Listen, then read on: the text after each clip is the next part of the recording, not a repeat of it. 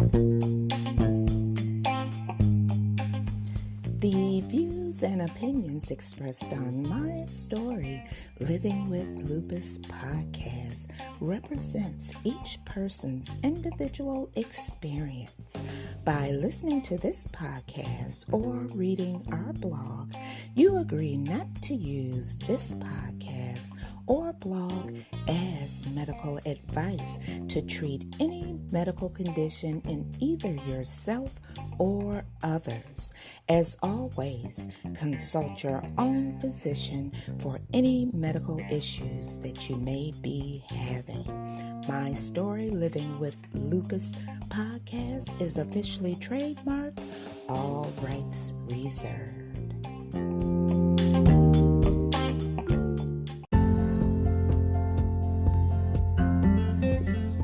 Thank you for joining me for another episode of My Story Living with Lupus podcast. I'm your host, Susan Hendricks, and I'm so glad that you could join me on this Friday, April 23rd, 2021. Today, I'll be talking about sickle cell with the coexistence of systemic lupus. That's right. Sickle cell neuropathy with diffuse proliferative lupus nephritis. So, you know what I want you to do. All the way from the United States to my friends across the pond, Ontario, Nova Scotia, British Columbia, Alberta, Quebec, Newfoundland, and Labrador.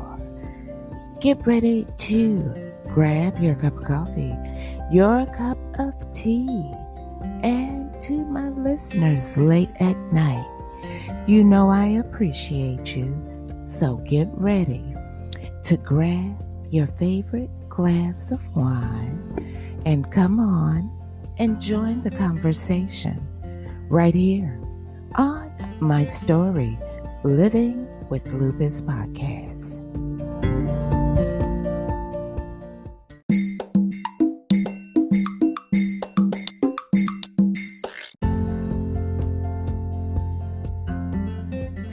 Ophthalmology Associates, PC, Drs. Berman and Dr. Zuckerbrod, treating diseases of the eye and eye surgery. You can reach them at 313-341-3450.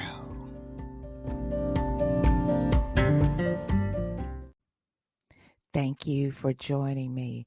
You know, there are several chronic illnesses, or it may be more than that, but what I know of that don't get the recognition that they need, and little to few people know exactly what these diseases are.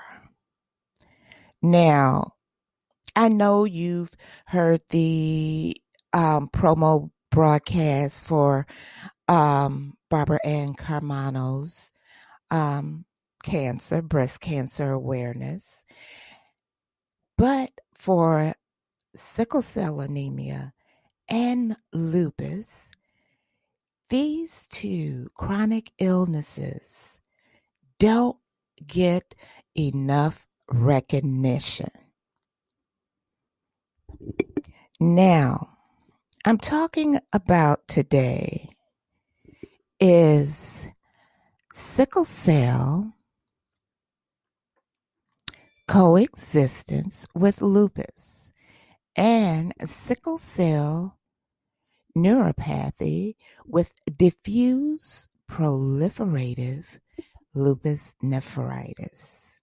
Now, during this broadcast, you'll hear me mention words like proliferated or proliferative, which means increasing the numbers of similar forms. And you'll also hear me mention SCN, DPLN. SCN is sickle cell nephropathy, and DPLN stands for diffuse proliferative lupus nephritis. So, when you hear me mention SCN, sickle cell nephropathy, or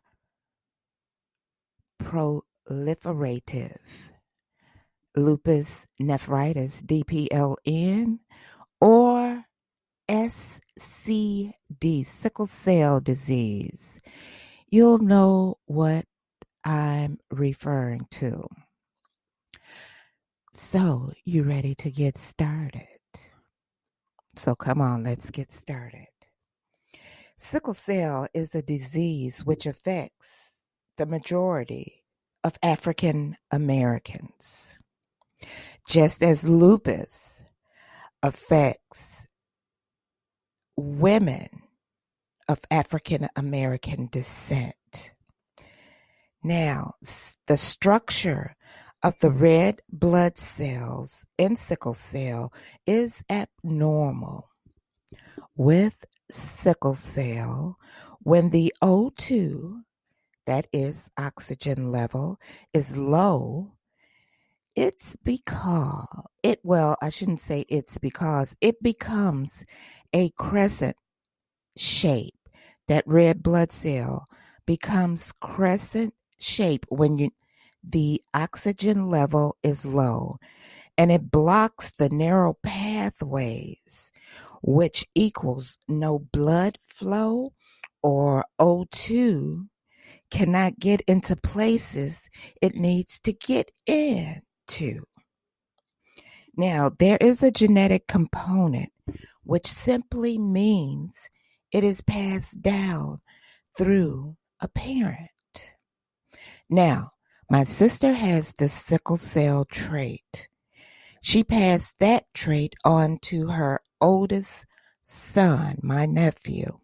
Now, if my nephew was to marry a female who had the sickle cell trait, in turn, and they had a child, that child would wind up with sickle cell anemia.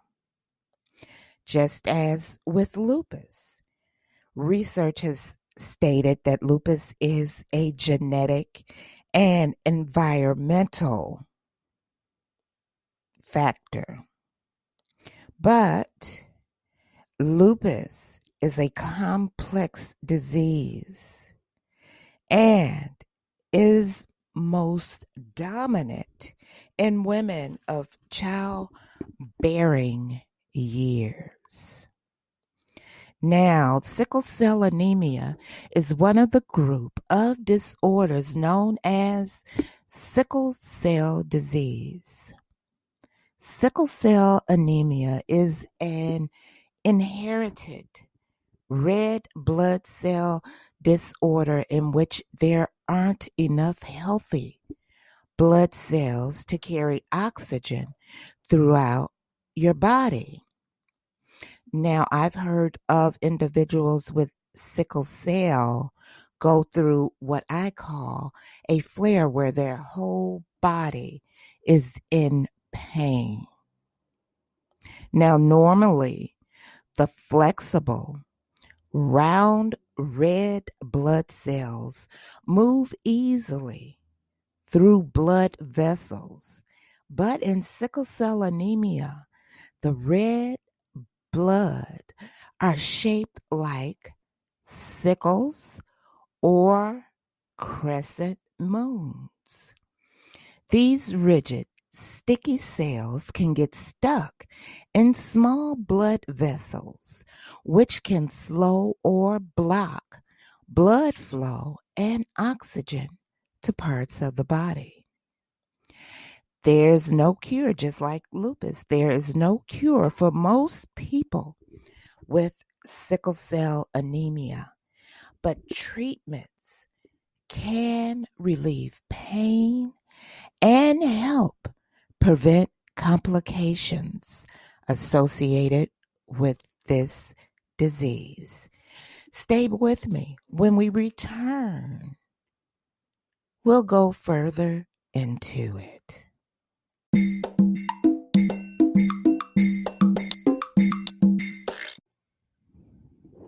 All right, and we're back.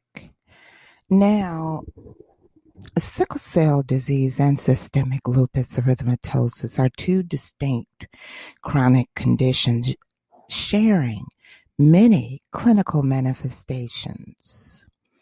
Coexisting of these two diseases is rare, but it is important to make the diagnosis of SLE in sickle cell patients to initiate appropriate treatment and limit the risk of complications.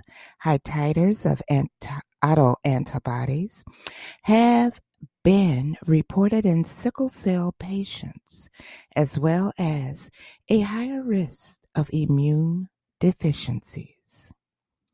These patients present a defective activation of the alternative pathway of the complement that increases the risk of infection and bacteria, and a difficulty in eliminating antigens that could predispose to autoimmune diseases. There have been reports of 3 cases of children with sickle cell disease. They developed symptoms initially attributed to sickle cell disease, but after investigation revealed an underlying condition of systemic lupus erythematosus. Now, lupus and sickle cell are 2 diseases that turn the body against itself. Our immune system usually works to fight off invaders like bacteria and germs. But with lupus, the immune system attacks healthy tissue instead, causing joint pain and other symptoms. 5 million people struggle with lupus, and it can be deadly.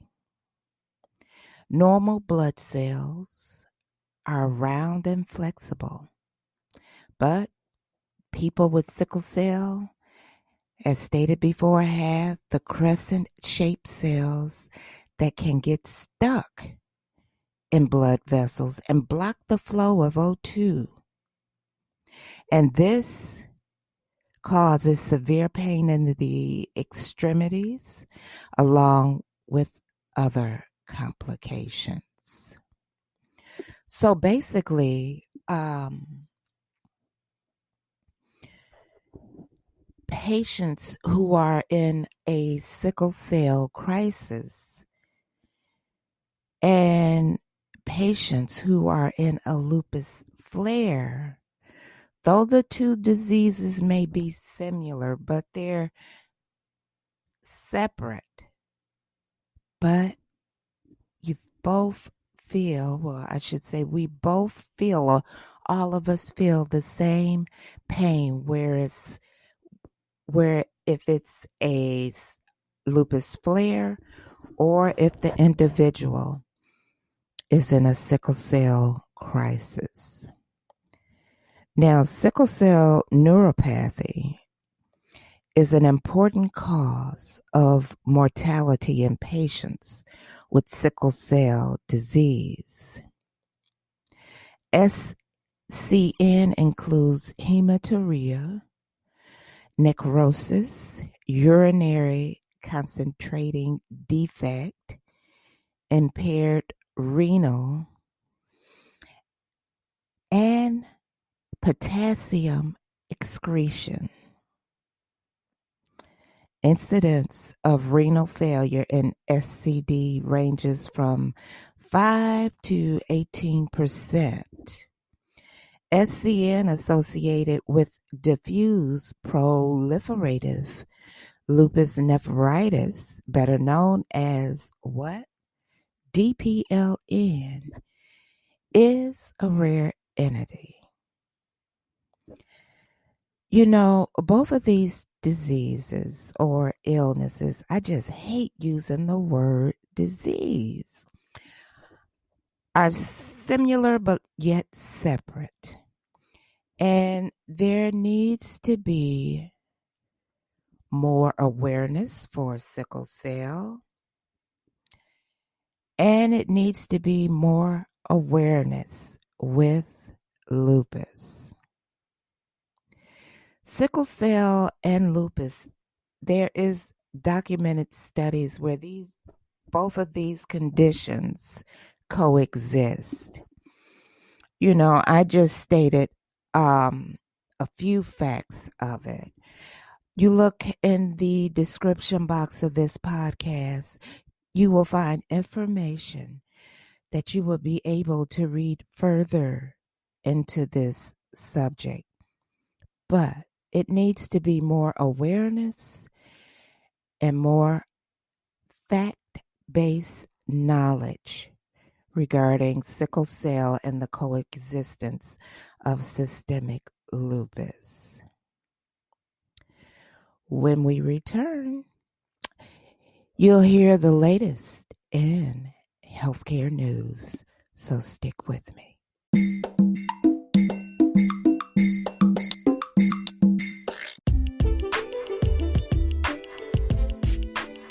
If you would like to appear on an episode of My Story Living with Lupus, you can contact us at mystorylivingwithlupus@gmail.com.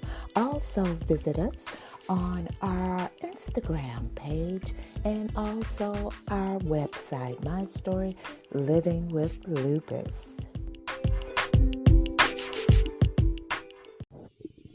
Hey. Have you guys heard of the hallucinogen psilocybin? That's psilocybin. psilocybin. Do you know what it is? Well, you're getting ready to find out with the latest in healthcare news. And this is coming directly from MedPage Today. Can magic mushrooms measure up to SSRIs for depression treatment?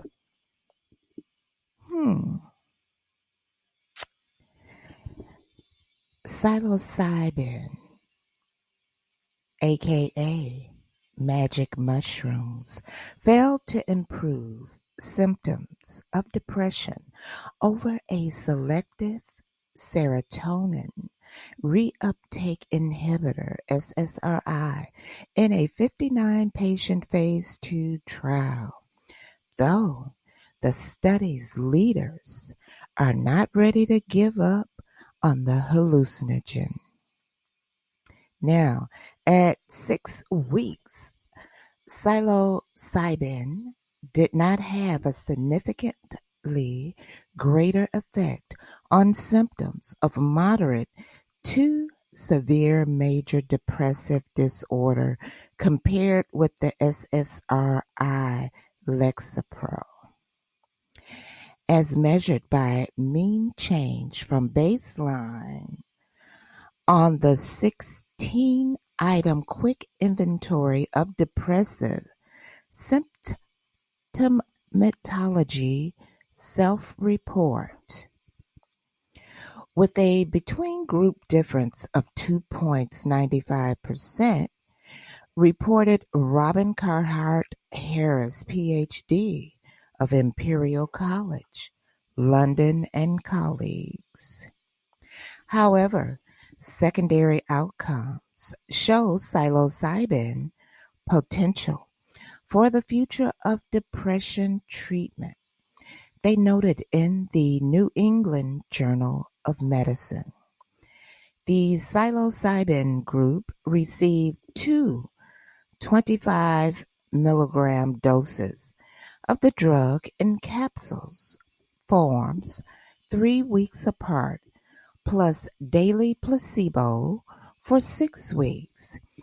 Those assigned to the group were given 2 doses, 1 milligram of psilocybin, 3 weeks apart, which researchers presume to have a negligible effect, plus 10 milligram doses of the SSRI daily, increasing the dosage to 20 milligrams by the end of the trial. In order to standardize expectations, all participants were told that they would be receiving psilocybin without knowing the amount they were given. Mean age of participants were 41. 34% were women, and almost all were white.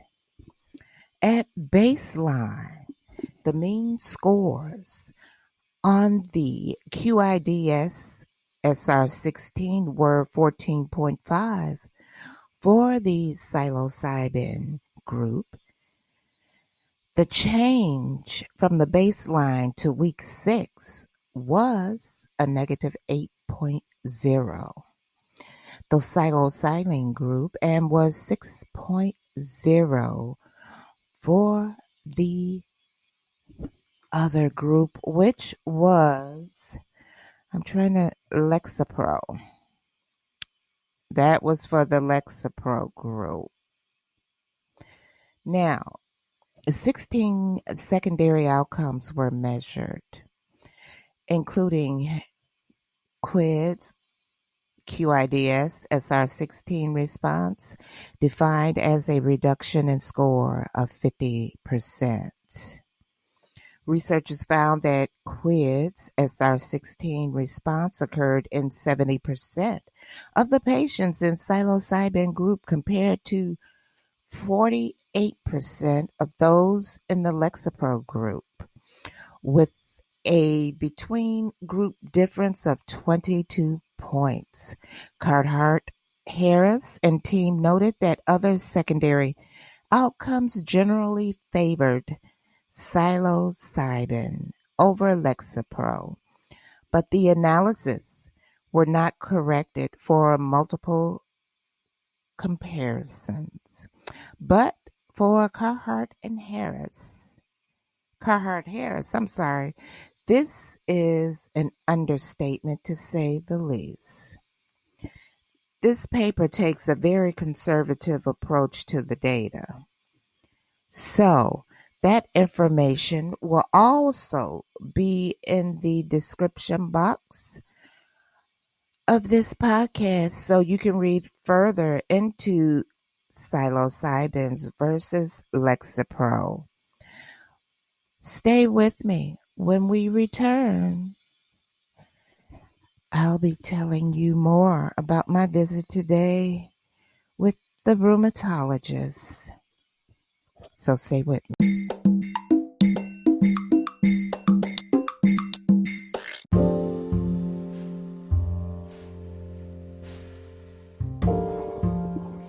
You know what? Before I go, I want to tell you about my visit on Thursday with my rheumatologist.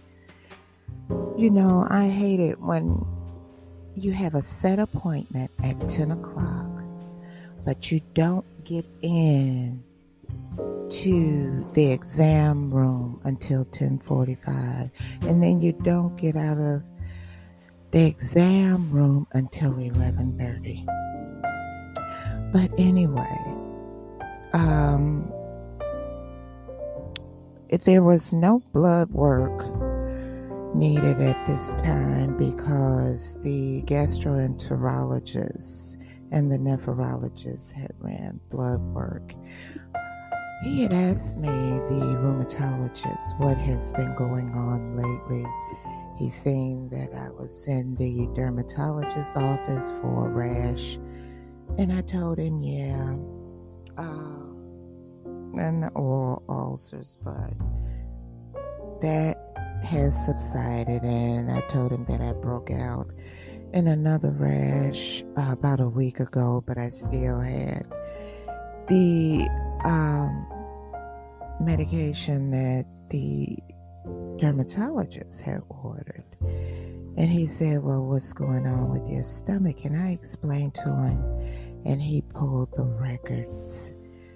And he said, I want to see you back in a couple of months after your procedure so we can see what exactly was going on. My question to him, do you think that the lupus is attacking the internal organs again? And he said, I don't want to say, but he said, looking over the last 3 procedures I had regarding my stomach, it is an issue, he stated. And I said, I already know that. And he asked me, was I okay? And I told him everything would be just fine. And yes, I am okay. So it was an uneventful visit with the rheumatologist. You know, the norm. It was just the norm. And my vitamin D levels, he stated, are really low. So I have to pick up a prescription for that on this Friday. So I can start taking vitamin D once a week, and then going to repeat it when I come back to see him. But I thank you so much for joining me on this episode of My Story Living with Lupus podcast. I am, and I usually don't complain, but I am extremely tired. And this kind of tired is unexplainable. Also, I would just like to leave you with this. Whenever you find yourself doubting how far you can go, just remember how far you have come. Remember everything you have faced, all the battles you have won, and all the fears you have overcome. Tough times don't last, but tough people do. I'm Susan Hendricks for My Story Living with Lupus podcast. Have a most peaceful, positive, and oh so blessed weekend. And stay safe, you guys. Follow me on Facebook, Twitter, YouTube, Instagram. Just look me up and follow me, because I will be doing updates and posting it to my IG page, which is I Am Lupus, and the other IG page, My Story Living with Lu, L-U. So check me out. I'll see you guys next week.